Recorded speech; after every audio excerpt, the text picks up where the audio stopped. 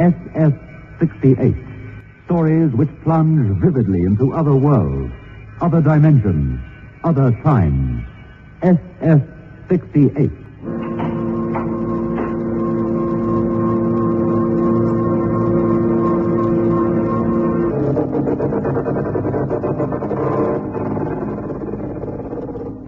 The voice in the earphones.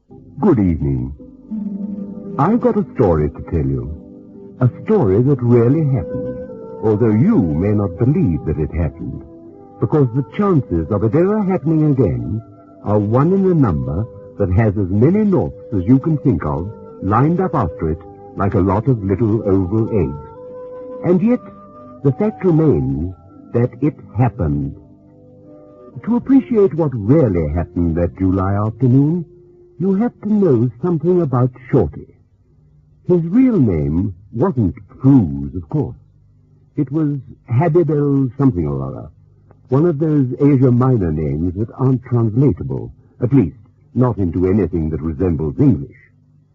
They began to call him Cruz in the years when he was a fruit peddler in a little town near Kansas City.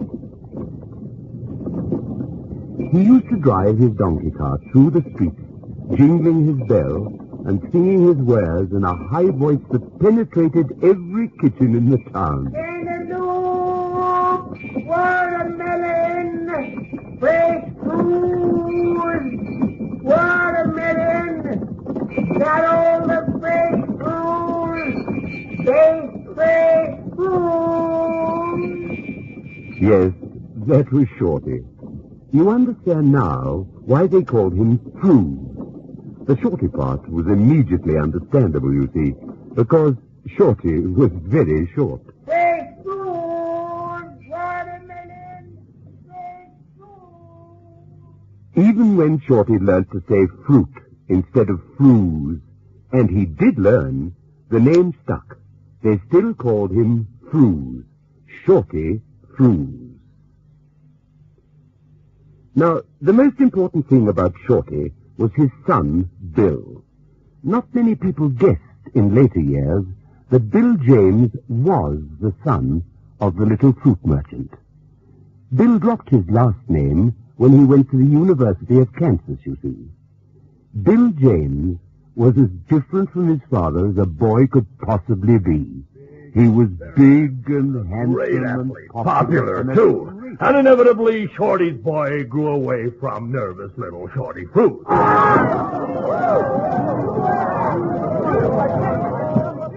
Whenever Bill played ball, I would see Shorty there with a happy smile in his eyes, but always in some inconspicuous corner, and I could never find him again when the game was over.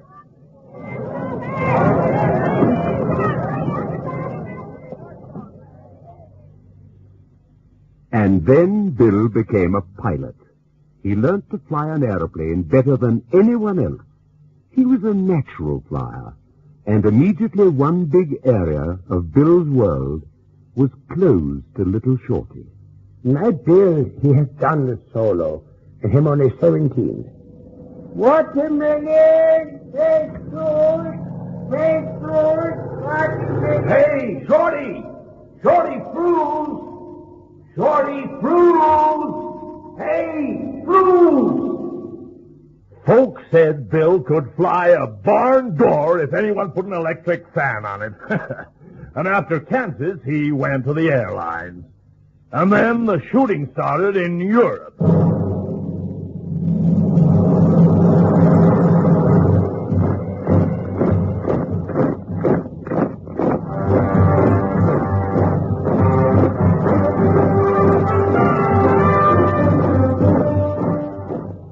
Bill wanted to join the RAF, but Shorty said no. No, and no! You are not even 21 this year yet. Bill, come back here, bud. Bill James was very bitter. And just a week later, it happened. The accident, with Shorty watching.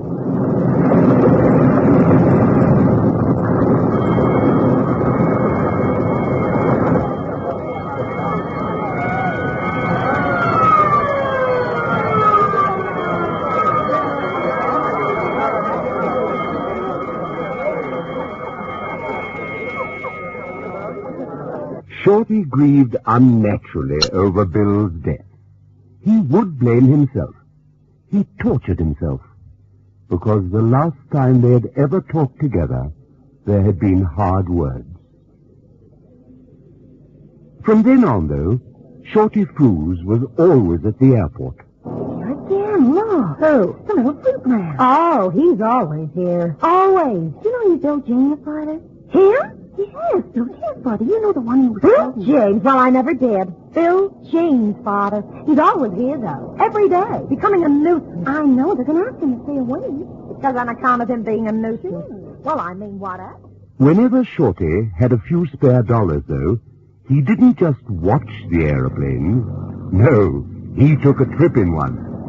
He arrived hours before the flight time, and people laughed at him because he was always first in line. But if they had known that July day what was going to happen, they wouldn't have laughed at all.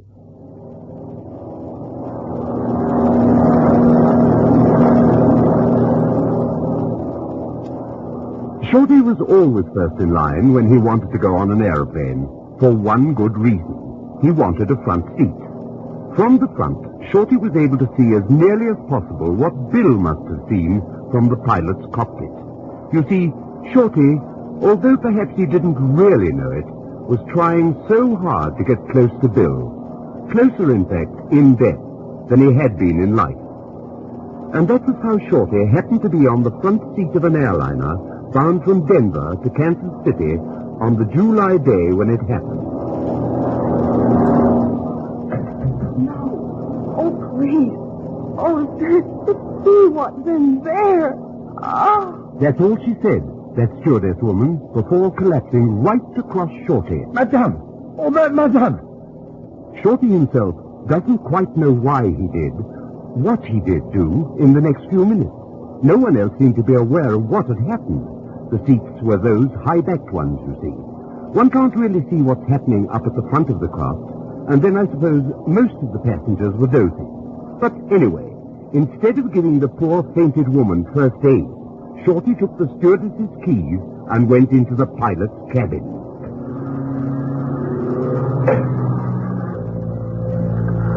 Shorty locked the door behind him. Why he did this can only be explained in terms of some larger pattern of which the act was a part. But the fact remains, Shorty locked the door.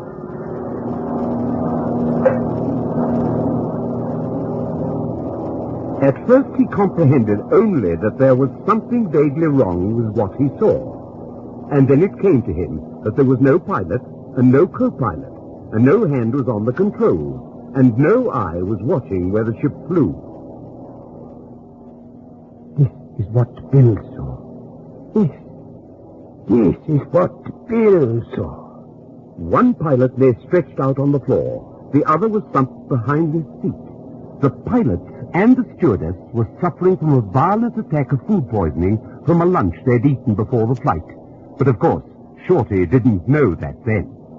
He just touched them, fearing they might be dead. And then he poured water from a vacuum bottle on their faces. But the pilots didn't move. There is a pilot in there with a passenger, yes? Or a doctor? But if I go to ask, what? Panic? Yes, they will shout and cry and beat their breasts, the people out there. No, I will not go back. I will not tell them. I will sit where Bill sat. And Shorty Froose sat down in the pilot's seat, trembling, but not with fright. This is the stick. Bill talk of this stick to me many times. 2 pencils, like cut and break. There. Oh, but there are so many things. Needles and figures and other things, doing things. Automatic pilot there. She is making the plane fly good. But for how long a time? What will happen when there's no more petrol to fly with? Radio. That's what you must do, radio. Like Bill would have done. The microphone, yes. Like Bill, he told me. And the phones were to go over the ears.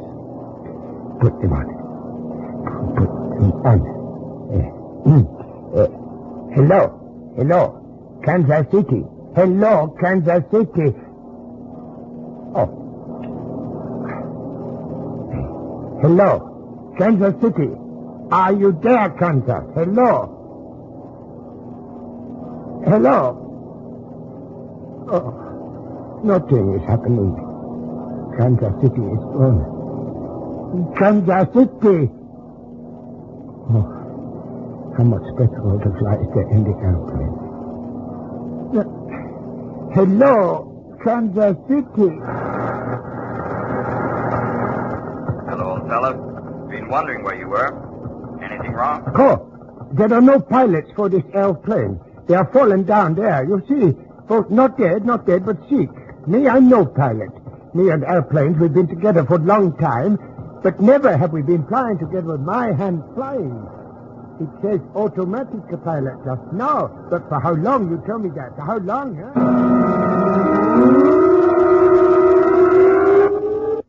Go and see what's in there. I come and look, and I see there is no pilot. This is so bad. My kid Bill ought to be here. He was a flyer. Yes, I know. Hello? Are you still there? Well, you're going to send a pilot up here or something. I mean, what do I do? Well, if I were you, I'd fly her into Kansas City. Fly her into... Oh, sure, that's a great idea, but one little thing. I don't know how. I'll teach you. You what? Now, put your hands on the stick and your feet on the pedal. Don't be afraid. They won't bite. Pedals. I see the pedals. See them. Yes, funny thing. I don't feel any frightened. Just foolish somehow. Like that old man on the quiz show on TV. What point did he make a fool of himself? Where's the stick? Yeah, I got the stick. Now, don't be scared of the instrument board either. You won't need most of the things on it. They're merely luxuries. Now, see if you can find a dial marked altimeter and tell me what it says. Altimeter. 8. That means 8,000 feet. Now, look for a handle marked automatic pilot. They got that one, yes?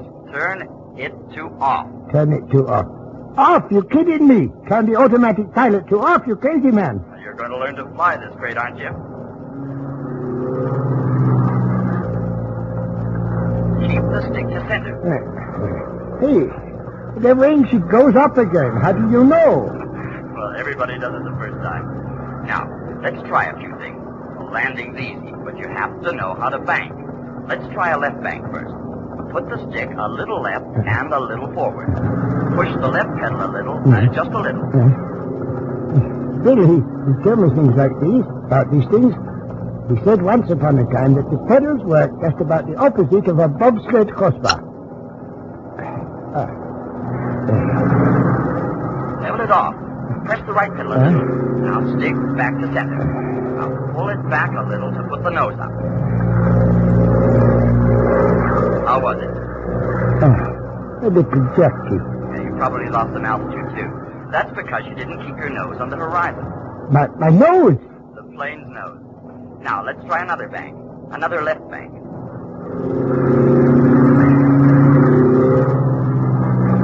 Better? No, you might fool me and come in on the other side. Okay, our right bank has the right pedal and so on. Come on now, let's do it. Oh.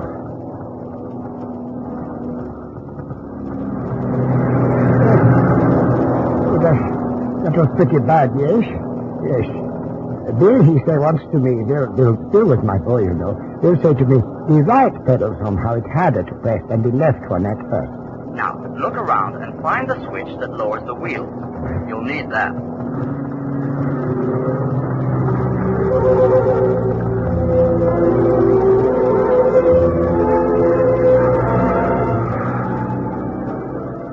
Shorty said he surrendered himself to the voice like a man floating down a river. What it told him to practice, he practiced. What it told him to push and pull and press, he did.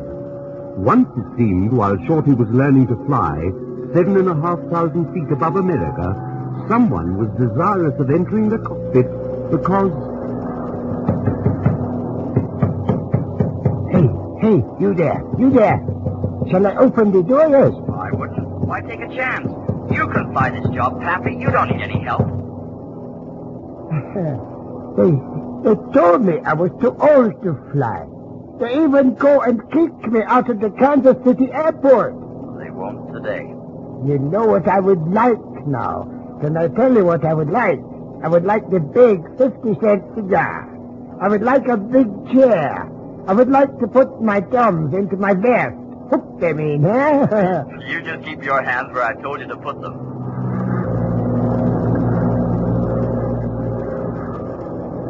Hey, you there. I'm here. Them down there, them things, like wheel tracks. You see, what are they? Oh, that's the old Santa Fe Trail. That's the road they took before there were railroads. And they went to the old Spanish cities in Mexico and brought wagon loads of goods home to sell. That's one of the most famous roads in America. Yeah, why, that's what I do. That's how I do it. I get this stuff down south and bring it up here to sell. I used to sell it in wagons, too. Cantaloupes and watermelons and fruits. Sure. Shorty tried to imagine prairie schooners and caravans creeping along the ruts of the brown plain. And he fancied he could see another vehicle in the parade. It was pulled by a patient little donkey, and the driver jangled a bell and sang his wares in a loud, high voice.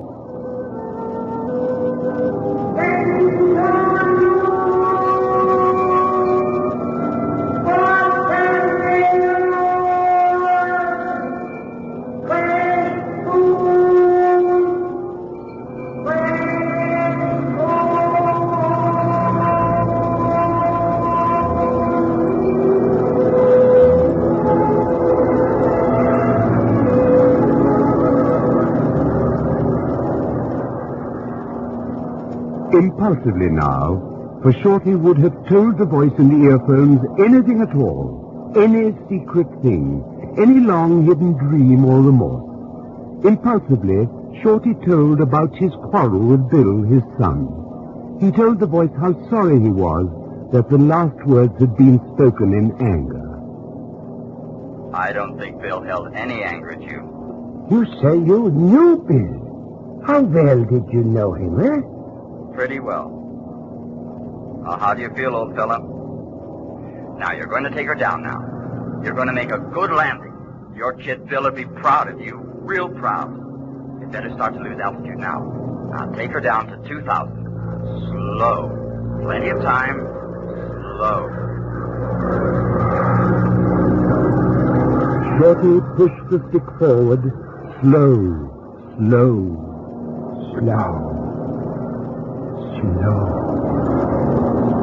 The smoke of Kansas City was on the sky, and the tallest buildings were beginning to separate from the horizon. Slow. This I do for you, Bill. And for all the people in this big plane. Yes? When Shorty first saw the field, he wondered how a plane could hit anything so small. He banked, feeling all the firmness and power of the ship as it turned into the wind. A taut ship. That's what I got here. A taut ship. Bill, I feel so close now to you.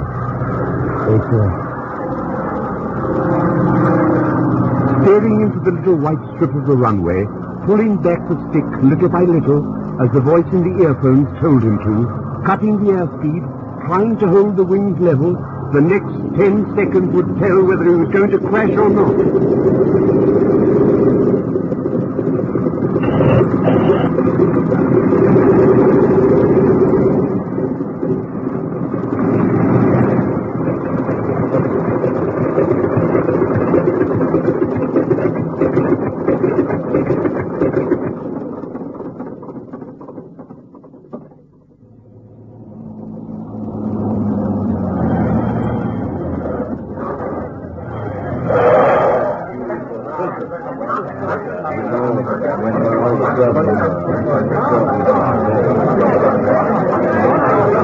So who is this guy? What kind of a pilot does he think he is, huh?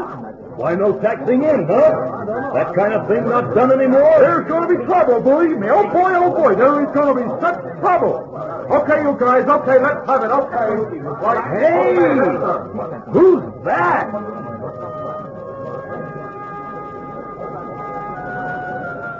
At first, Shorty had felt like hiding. Then he remembered some things that had happened during that afternoon, and he sat up straight. The attendants and airport staff saw his civilian coat at the window and stopped growling. Shorty leaned out of the window and spoke to them in what he imagined to be an authoritative voice of an airline's captain. We have badly sick men aboard. Take care of them before you touch all the other things on the aeroplane.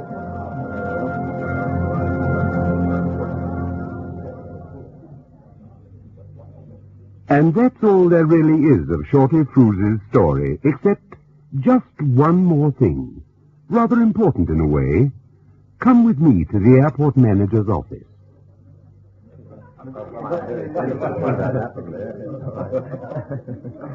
They've snapped his picture for the papers and shaken his hand, all of them, until his right hand is very sore, and he's thinking of using his left one, although that isn't really done.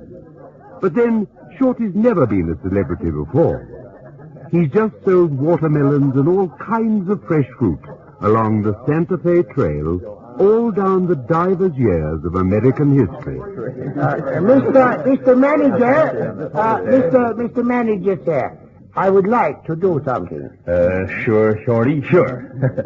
You name it. He can name it, can't he? Can't he name what he wants? Thank you, Mr. Manager. Yeah?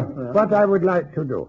This thing I want to do is to go to the tower and thank the person that helped me bring down the ship, huh? Mr. Frews, I get it. What a sense of humor! No, please, no. Why, what's that? No, please. I'm not humorous. Not a little bit. No. I wish to thank the man who teach me, little by little, how to fly and bring the big airplane down to rest safely. The man in my earphones. Huh? Mr. Frews, you know, don't you, that we've been trying to contact your plane all afternoon? Nobody in the tower has been talking to you. Well, he couldn't have imagined it all, could he? On the other hand, it doesn't seem possible he could have remembered enough from Bill's old aviation chatter to bring in that plane without help.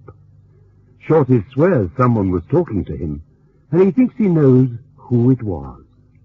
And after all, the important thing is what Shorty thinks, because he has stopped grieving over Bill now, and walks with his head up, and doesn't hide from people, and looks up at the sky with the squint of a flyer.